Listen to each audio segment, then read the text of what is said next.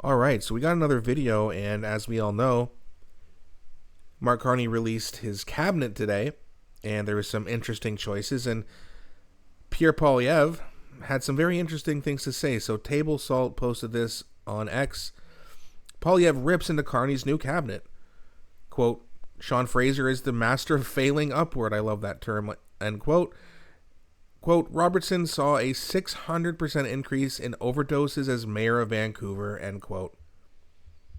All right, he's back, and he's got some interesting things to say here about some of these cabinet members. Let's have a look, and then we'll talk about it after like usual. Stephen Guilbeault, whose radical green agenda would shut down all future developments in our resource industry, is still the minister responsible for Quebec. Sean Fraser was the immigration minister who caused the immigration crisis, the housing minister who gave us the housing crisis, and now he's the minister responsible for addressing the Liberal crime crisis. It seems like he is the master at failing upward. Chrystia Freeland, who as finance minister hiked capital gains tax and carbon taxes and massively grew our debt to the point where we now spend $1 billion a week on interest, stays in the cabinet. Then there's Gary Anadesangari, the new Minister of Public Safety, who said the actual crimes, the actual issues around bail are quite sound, and they are embedded in, codified in law right now, as in to say that there's nothing wrong with the system. Well, in fact, there's everything wrong, as we see from the growing crime wave on our streets.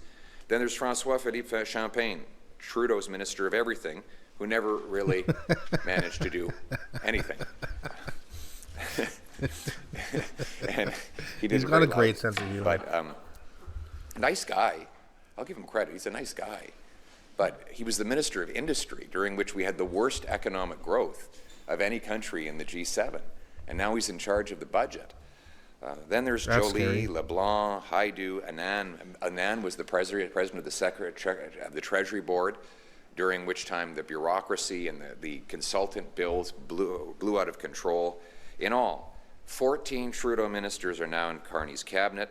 It's more of the same when Canada needs real change. Even the new additions are problematic. Gregor Robertson was the mayor of Vancouver, who pushed for total legalization of hard drugs, distribution of tax-funded opioids.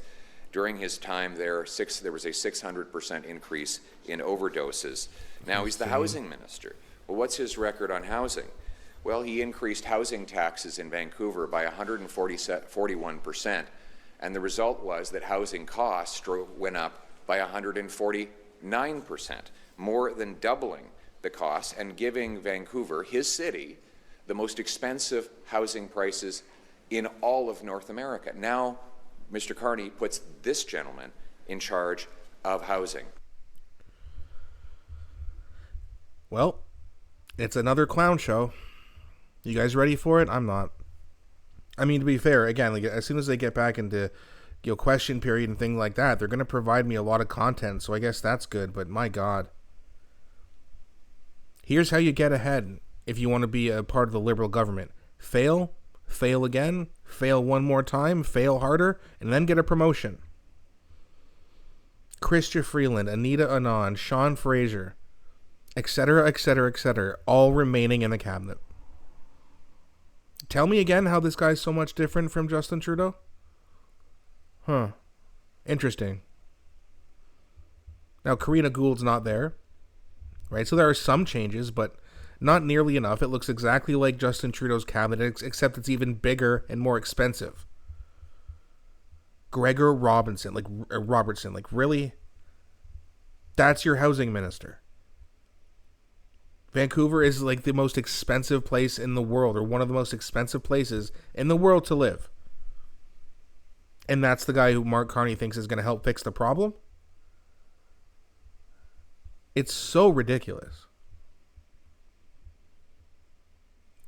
Like, you almost can't believe it, but then you just... Yeah, this is the Liberal government we're talking about here. They're not trying to fix things. This is part of the plan. I've been saying this for a long time in my personal life to friends and family. They're coming after the middle class. They don't want you to have good jobs and high-paying wages. I know Mark Carney said that today, that he's going to, that's our number one focus right now. Yeah, right. but they don't want to build any new homes. They keep promising they will, but we all know they won't. They're not going to stop immigration. I think he put like a small cap on it, but it's just like, dude, like it's such a big problem right now, and it's the liberals' fault that it's the problem, and the liberal government's not going to be the one to fix it.